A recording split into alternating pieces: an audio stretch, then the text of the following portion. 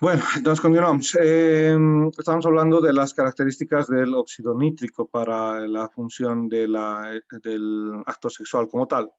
Entonces decimos que el sistema parasimpático va a liberar óxido nítrico, y este óxido nítrico me actúa como un vasodilatador. Activa la enzima guanilirato ciclasa dentro los receptores de músculo liso a través de las arterias del pene, por ejemplo, nosotros por anatomía ya conozco a las arterias profundas. Estas son las arterias profundas, y aquí están las arterias dorsales del pene. Ambas arterias lo que hacen es provocar un aumento de la formación de monofosfato de guanosina. Entonces entiendan que el óxido nítrico, en esta cadena, óxido nítrico, activa la enzima guanililato ciclasa, va a aumentar lo que representa el GMP cíclico, aumento del GMP cíclico, y esta característica en las arterias del pene lo que va a hacer es que el tejido eréctil, como los cuerpos cavernosos, presenten una característica de vasodilatación. Y esa vasodilatación en este intrincado de tejido eréctil, producir aumento de flujo sanguíneo y retención de esa característica circulatoria, ¿no? Entonces, recuerden que las arterias lo que van a formar son sinusoides, y esos sinusoides dilatados y bajo retención del retorno venoso van a producir la erección propiamente, ¿no? Entonces, esa vasodilatación a través de los sinusoides es lo que va a producir la erección. Entonces, tenemos aquí la característica de una ejemplificación de dicho proceso de erección. Miembro sin estimular, la estimulación parcial y la estimulación completa para la cópula. Dentro de esta característica, antes de que exista cualquier proceso de liberación en torno a la eyaculación por el sistema simpático, lo que hace es que la parte parasimpática estimula a dos glándulas que yo conozco. Unas, las glándulas bulburetrales, ¿recuerdan? Las bulburetrales o de Cooper, y otras a las del ITRE.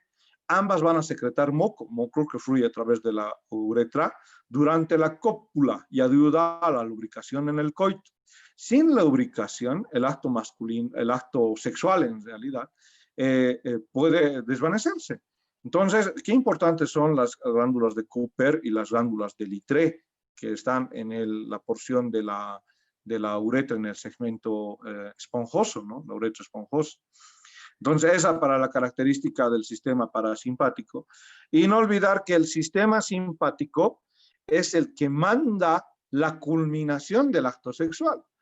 A partir de los impulsos de T12, L1 y L2, que pasan hacia el plexo, recuerden que esto es el plexo hipogástrico pélvico. Del hipogástrico pélvico viene la parte simpática, ojo que puedo preguntar al hipogástrico pélvico, y del hipogástrico pélvico venir la estimulación simpática para iniciar la emisión de la eyaculación. Hay un preludio.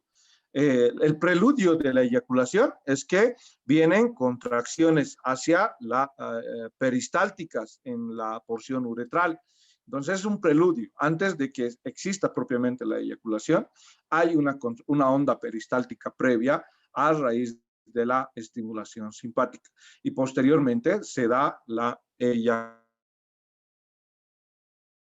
Células hace un momento y hablaban sobre las células de Leydig, las encargadas de producir testosterona, las células de Sertoli de producir estrógenos a partir de la testosterona y estimular a sus vecinos más cercanos, que son los espermatogénicos. Entonces, este conjunto de hormonas, a partir todo de la testosterona, otras dos más, como son la dihidrotestosterona y la androstenediona, influyen sobre la actividad metabólica de todo el cuerpo. Entonces, las células de Leydig constituyen alrededor del 20% de todas las células o de la masa de células que constituyen el testículo, ¿no? Entonces, las células de Leydig representan una gran proporción de la masa del testículo, un 20%. Y esas células son las que van a producir la testosterona. La secreción de andrógenos se produce a nivel de otros segmentos también, no solamente a nivel de las células de Leydig. Tenemos que las glándulas suprarrenales también van a producir andrógenos. Y estos andrógenos producidos en esta parte del organismo van a producir alrededor de un 5% de las características hormonales necesarias para el varón. Este 5%, 95% en función a la testosterona, pero estos andrógenos que vienen en un 5% de la suprarrenal ayudan a inducir caracteres masculinos, como el crecimiento del vello axilar, el crecimiento del vello pubiano, ¿no? Entonces, esas características del aporte de la androsterona proveniente de la glándula suprarrenal. Nosotros tenemos andrógenos como la dihidrotestosterona y la testosterona, que son esteroides. Y estos esteroides se sintetizan a partir de colesterol, ¿no? Entonces, ambos esteroides son sintetizados. 97% de esta testosterona, 97%, se une de forma laxa a la albúmina plasmática y un 3% va a estar libre. Entonces, para ir a diferentes partes del organismo, lo que hace es fijarse propiamente a la proteína plasmática y ir a influenciar sobre el metabolismo de cada una de las células del cuerpo. Gran parte de la testosterona, una vez que ingresa al interior de las células, se va a transformar a dihidrotestosterona, en especial en los órganos efectores, como pueden ser los músculos, por ejemplo, ¿no? Esta conversión influye para las funciones celulares propiamente. La testosterona que no se fija a los tejidos y que sigue pegada a la albúmina, va a empezar a degradarse. ¿En dónde? En el hígado. Entonces, gran parte de la testosterona no usada se conjuga con glucurónicos o sulfatos, ¿no? Glucurónidos y sulfatos. Glucurónidos y sulfatos. Para degradarlos, eliminarlos a través de la bilis, que vayan a la parte intestinal. Y un tanto de esta combinación puede reabsorberse y de la misma manera llegar a la circulación, pero a través de la filtración renal eliminarlos por la orina, ¿no? Estos conjugados. La testosterona que no me sirve. Ahora van a ver que hay individuos que se colocan testosterona, que las funciones de la testosterona tienen las características de producir las diferencias de los caracteres sexuales masculinos. Aquí tengo una imagen. Vamos a ver, aquí está la característica de los efectos de la testosterona. Entonces, es propiamente durante la etapa de la pubertad en el varón, 10-13 años, va a ir aumentando la producción de testosterona. Al momento de la secreción que estimule la gonadotrofina hipofisiarias para aumentar la concentración de FSH y LH y llegar propiamente a la etapa de adolescencia, y lo que va a hacer es activar el metabolismo de estructuras musculares. Va a ensanchar la masa muscular, va a producir el efecto sobre en la vida fetal sobre el descenso de testículos, pero en la vida adulta sobre la distribución del vello corporal, sobre el efecto sobre la voz del individuo, una voz más gruesa, ¿no? Gracias a la testosterona. El grosor de la piel, el desarrollo del acné en una primera instancia por el efecto hormonal, porque muchas de las glándulas sebáceas tienen receptores para este tejido y aumentan lo que provoca una hipersecreción. Por eso hay un acné transitorio mínimo en la mayoría de los adolescentes, 98%, raro el adolescente que no atraviesa esta etapa.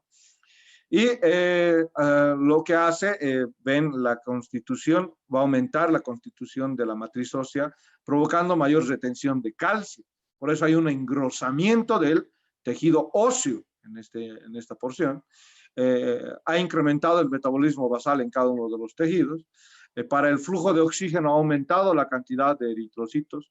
¿Por qué? Porque el individuo va a aumentar de tamaño también, gracias a la testosterona, y va a generar un mecanismo base del aumento del metabolismo en cada una de las células, producto de la testosterona.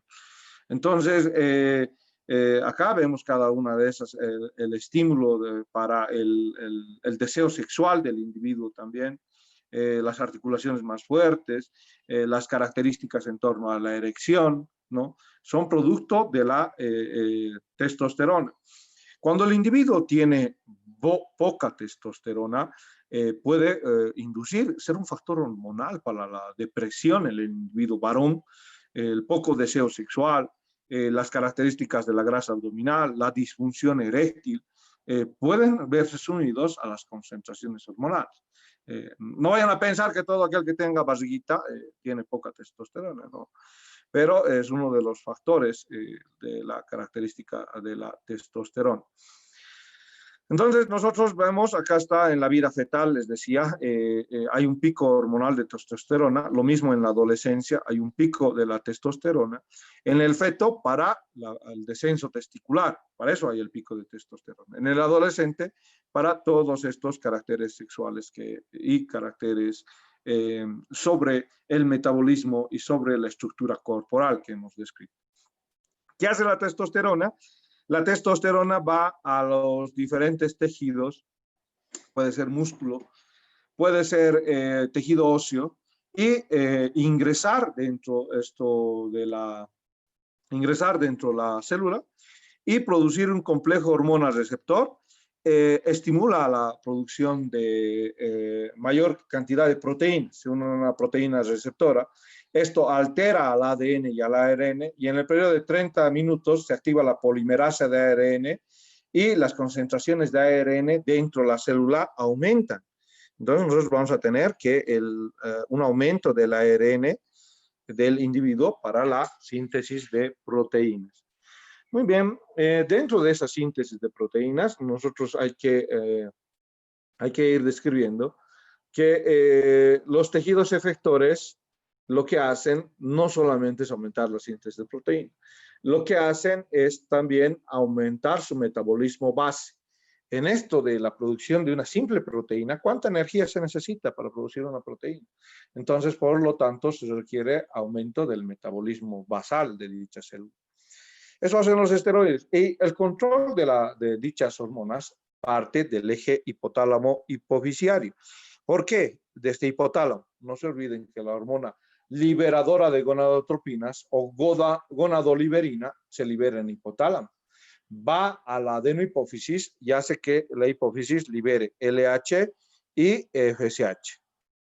¿No? FSH. Y gracias a estas hormonas que van a ir, acá está justamente la LH y la FSH, van a ir a producir la LH en el testículo por las células de Leydig, testosterona. Bien, efectos virilizantes. Y la FSH sobre las células de Sertoli para producir la espermatogenia, ¿no? Entonces eso hace la FSH en el varón, la espermatogenia, y la LH, producir las mayores concentraciones de testosterona. Hay una regulación de este mecanismo de producción a través de la parte superior en torno a hipotálamo.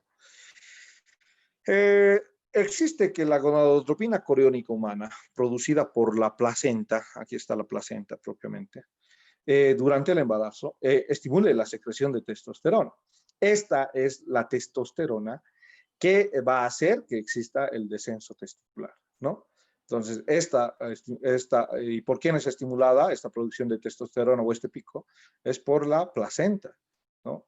Placenta. Entonces, hay una característica del individuo, al igual que en la mujer, se llama climaterio. El climaterio o la andropausia es lo que va a llevar propiamente al individuo a que después de haber tenido una etapa reproductiva virilizante con una alta producción de testosterona, se vea disminuida la concentración de testosterona en el individuo. Y ese climaterio a veces en un porcentaje, en un 20%, también lo van a ver con sofocos, también lo van a ver con sensación de ahogas, también lo van a ver con trastornos psicológicos y también lo van a ver con caracteres de cambios de humor, ¿no? No solamente el síndrome menopáusico de la mujer tiene estas características, también el climaterio masculino, que es a partir de los 60 años, va a tener esa característica, ¿no? Entonces, el varón no toda la vida va a tener esa característica de producción o de testosterona. ¿Bien? ¿Y cómo se suprime esto? Lo mismo que en la mujer. ¿Cómo suprimimos la menopausia? Con estrógenos. Entonces, en el varón, ¿qué le damos? Testosterona. Tenemos diferentes anomalías. Recuerdan que hemos llevado o mencionado el cáncer de próstata. Dentro de una de las patologías más frecuentes es el desarrollo de cáncer de próstata. Se desarrollan diferentes tipos de tumores a nivel prostático que van a producir nodulaciones. Y esto es por influencia de la testosterona. Entonces, por eso, a mayor concentración de testosterona puede ser un factor de riesgo para el desarrollo de cáncer de próstata. Por eso los esteroides, ojo, no solamente con la parte de la producción de masa, hay que saber dosificarlos, hay que saber cuantificarlos, porque a la larga pueden estimular a la próstata a que si tiene información genética o hay antecedentes de cáncer de próstata, imposible pues darle esteroides a ese paciente, ¿no? Si hay antecedentes, esas células deben estar con ganas de recibir la testosterona y producir el cáncer de próstata. Tenemos también las alteraciones como el hipogonadismo. Durante la vida fetal, si los testículos no funcionan, quiere decir, tiene criptorquidia o ha desarrollado alguna malformación o alteración en el testículo, puede no producir testosterona. Y esa alteración producir una alteración en el desarrollo de caracteres sexuales. A lo largo de toda su vida. ¿Cuáles caracteres sexuales? Estos caracteres en torno al desarrollo del cuerpo peniano. La voz infantil. Otro, la alteración anormal del vello corporal, ¿no? Entonces los músculos son bastante frágiles, los huesos también son bastante frágiles en estos individuos que desarrollan hipogonadismo por factores como la ausencia testicular. Ahora otro que también afecta a los varones son los tumores testiculares. Aquí vemos un tumor testicular y el hipergonadismo en el varón. Entonces hay tumores que pueden afectar a las células de Leydig y aumentar 100 veces la cantidad de testosterona. Estos tumores pueden repercutir después sobre próstata, ¿no? Entonces, algunos pacientes con cáncer de próstata que se les criptorquidia, se les saca los testículos. ¿Por qué no criptorquidia? Orquiectomía se lo llaman, no criptorquidia. Orquiectomía, sacar los testículos. Orquiectomía. ¿Por qué se les saca los testículos a los pacientes con cáncer de próstata? Para que no produzcan testosterona y estas no influyan sobre la parte de las células prostáticas y no se malignicen estas células, ¿no? Hay otras alteraciones también en el varón que corresponden a la parte de la disfunción eréctil, ¿no? Entonces, hay las características de la impotencia en el varón para el desarrollo o para mantener la erección o la suficiente rigidez durante todo el coito. Y esas alteraciones pueden llevarme a un coito insatisfactorio. Y es un problema de salud. ¿Por qué no va a ser un problema de salud? Las personas que vienen con impotencia o disfunción eréctil al consultorio, vienen buscando soluciones. ¿Qué pasa? Algunos tienen problemas neurológicos de causa traumatológica, una contusión en la columna. Había un individuo que ha tenido una cirugía, miren lo que anecdótico, de que el individuo eyaculaba, pero no sentía el orgasmo al eyacular. Y el cuerpo peniano seguía en erección, ventajoso, ¿no? decía él, pero no quería, él quería retomar la conexión en la eyaculación con el orgasmo. Él solo tenía la eyaculación y no tenía el orgasmo. Entonces, ¿qué ha pasado con el individuo? Ha tenido una cirugía de hernia de disco y ha producido una transgresión a nivel de la porción lumbar, porque la parte simpática es la que está llevando la característica de la parte del orgasmo, y ha tenido que justamente una alteración en la vía del orgasmo, ¿no? A partir de la vía simpática. Entonces el individuo tenía estas desconexiones. Hay algunos individuos que por fumar, por el alcohol, por antidepresivos, tienden a sufrir disfunción eréctil. No pueden mantener el cuerpo peniano en erección, ¿no? Entonces esas características van a ser valorables. Los individuos con alteraciones vasculares como hipertensión no controlada, diabetes, arteriosclerosis, también producen disfunción eréctil. Entonces, ojo con estos individuos. ¿Por qué? Porque la causa de disfunción eréctil lleva a un trastorno depresivo o lleva a una descompensación emocional. Y esto es una enfermedad, ¿no? Ya saben que el equilibrio físico, psicológico, mental es lo que consideramos como salud y el desequilibrio es la enfermedad. Entonces, llegan a producir una enfermedad, un trastorno depresivo, un trastorno disociativo, que puede ser un círculo vicioso a través de una disfunción eréctil en el varón. Lo decimos fácil, pero los pacientes que la viven con la disfunción eréctil no la viven tan fácil, ¿no? Hay muchos como el sildenafilo, verdenafilo o taldanafilo que hacen estos medicamentos. Lo que hacen es colaborar con la disfunción eréctil. Son inhibidores de la fosfodiesterasa y estos incrementan el GMP cíclico y yo sé que el GMP cíclico por el óxido nítrico aumentan la vasodilatación y producen la erección, más prolongada incluso, al tener este compuesto, ¿no? Entonces, ¿el Viagra qué es? Es sildenafilo. Entonces, gracias al sildenafilo hay mucha mejora en torno a esta patología que es la disfunción eréctil. Bien, eso en parte del reproductor masculino. Vayamos mencionando pineal y reproductor femenino. Vamos con reproductor femenino y la glándula pineal. Algo que hay que mencionar de la glándula pineal es que no sabemos, nada sabemos o poco sabemos de esta glándula en torno a que las funciones que tienden a atribuirse a la pineal van, miren, que es una glándula, aquí está la pineal, ¿no? A ver, otra vez, aumentamos la estructura, donde deberían ya ustedes saber, neuroanatomía para esta ubicación, ahí está pintadito de negro. Donde el control de la fertilidad es descrito para la pineal. Otra de las funciones, potenciar la libido. Una descripción que es de diferentes culturas que tienden a ser el asiento del alma. Por eso los budistas,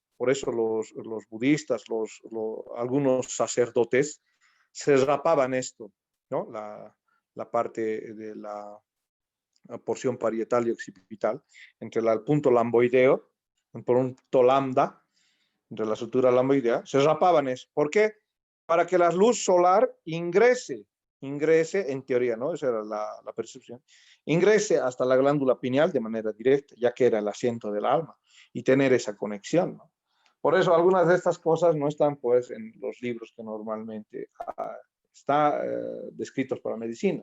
Hay muchas cosas que ustedes van a tener que buscar por su propia cuenta en busca de respuestas.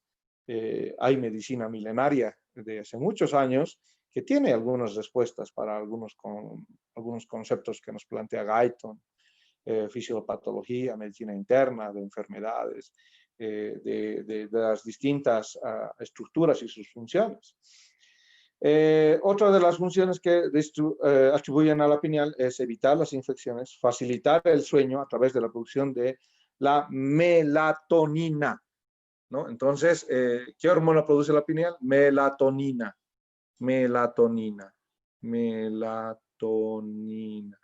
Venden como suplemento ahora melatonina. Van, ustedes averiguan dónde hay melatonina, y esa melatonina pueden encontrarla como suplemento en Farmacor, por ejemplo, para tener una sustancia muy parecida a la del cuerpo y inducir al sueño, ¿no? Potencia los estados del ánimo, también la melatonina, y aumenta la longevidad. Aquella persona que duerme de manera adecuada tiende a tener entre un 10 y 25% más de sobrevida.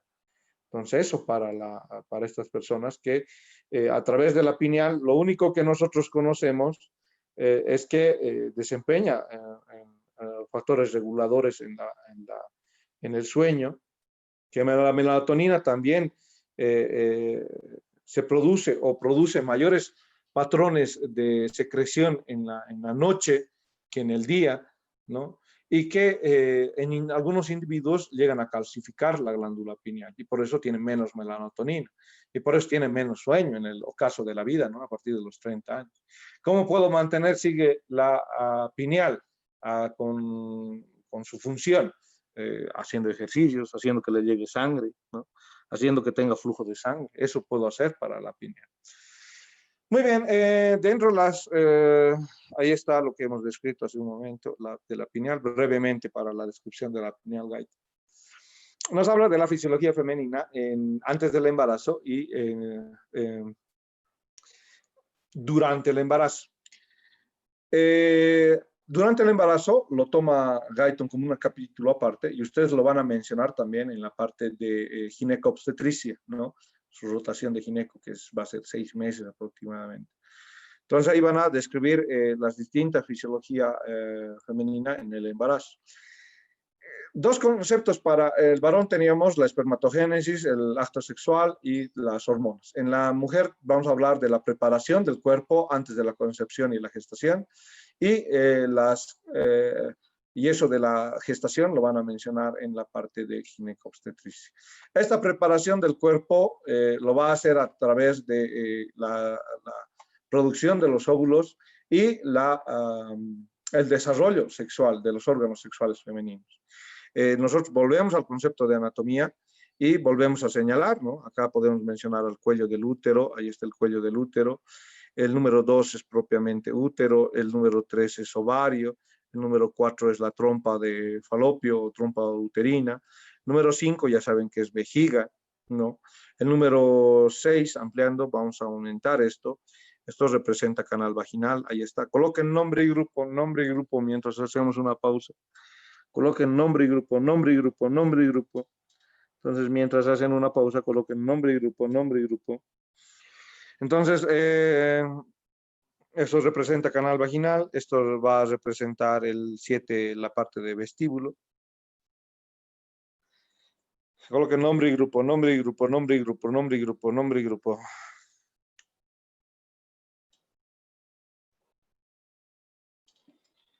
Nos coloquen nombre y grupo, nombre y grupo, nombre y grupo.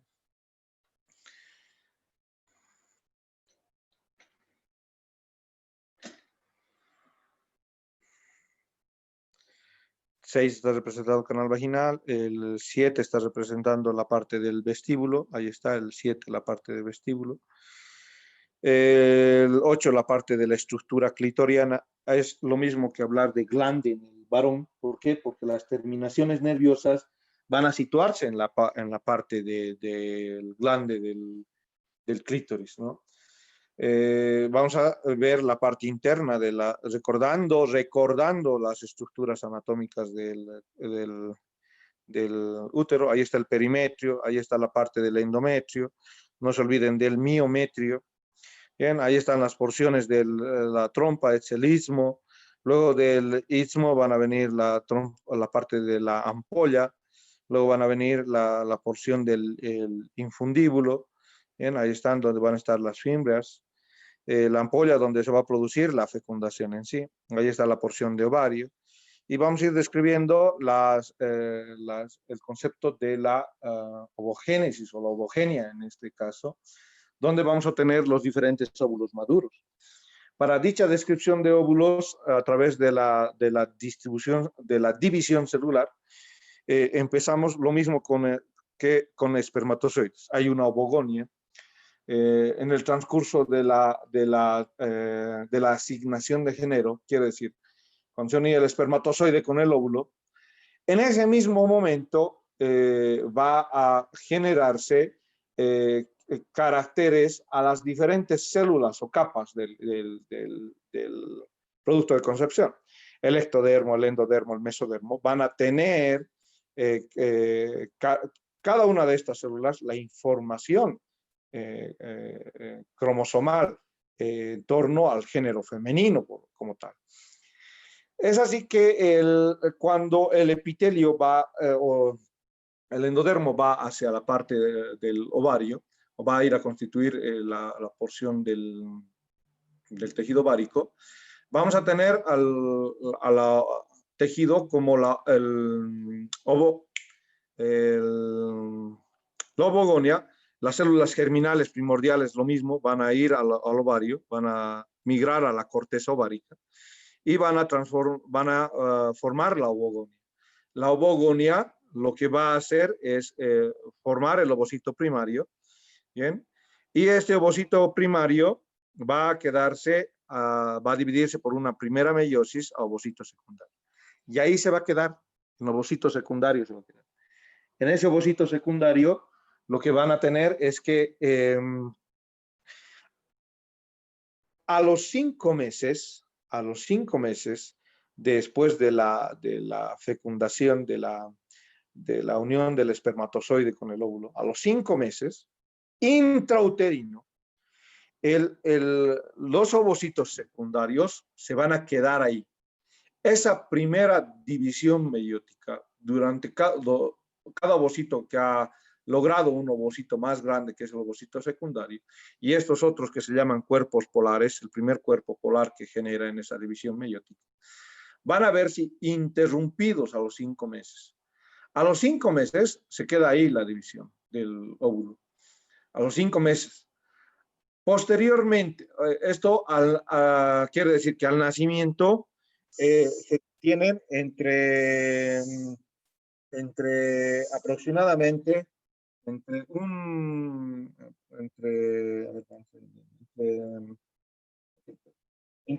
a 2 millones de ovocitos. Justamente de los ovocitos primarios, entre 1 a 2 millones de ovocitos primarios en esta etapa hasta los 5 meses. Posteriormente, todo se queda congelado. ¿Bien? Todo se queda congelado. ¿Hasta dónde? Hasta la pubertad. Se queda en la parte de congelado en la parte de la pubertad. Y en la pubertad, gracias al estímulo de hormonas como el aumento de estrógenos, van a empezar otra vez el siguiente ciclo a partir del ovocito secundario. Quiere decir, a partir del ovocito secundario va a empezar una división a la formación de la ovulación propiamente. Va a producirse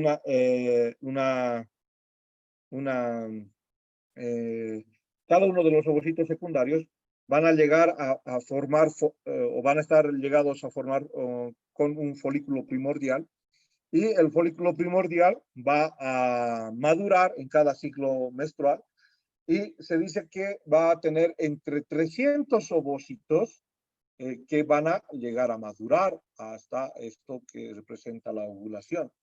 Entre los 13 y 45 años, solo entre 400 y 500 folículos primordiales llegan a expulsar su óvulo.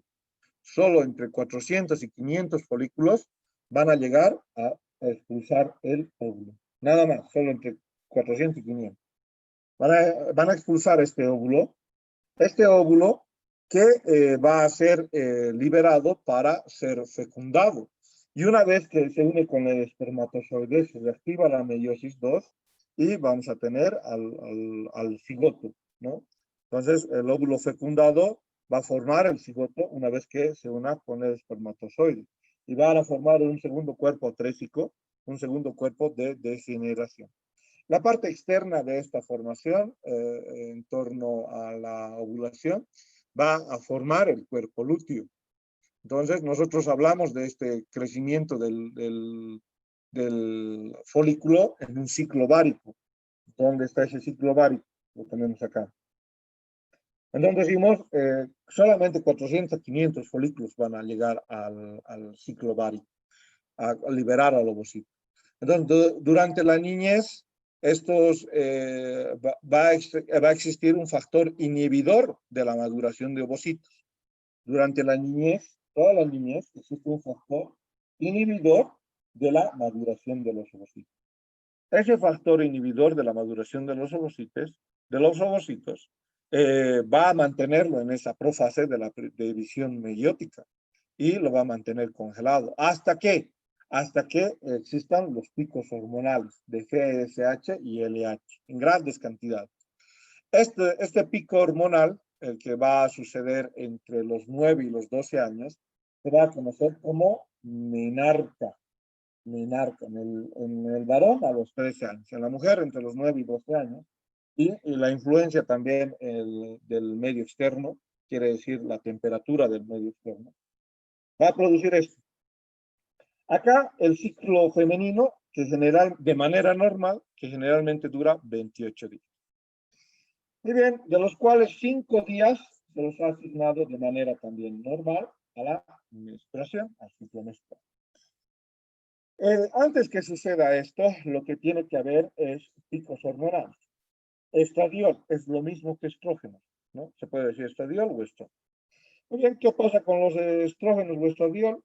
Se elevan a entre 600 a 700 picogramos mililitros en el cuerpo, aproximadamente en el día 8 al día 15 del ciclo menstrual. Entonces, existe un pico entre el día 8 y el día 15. ¿Ya? Esto de manera normal si la mujer tiene 28 días en el periodo del ciclo menstrual. El estradiol genera un pico. Muy bien, ya tenía ese pico. A causa de este pico, se va a tener otro pico, el de la hormona luteinizante. Esto es una retroalimentación positiva. ¿Qué quiere decir? Hay estradiol, se aumenta LH. Más LH, más estradiol.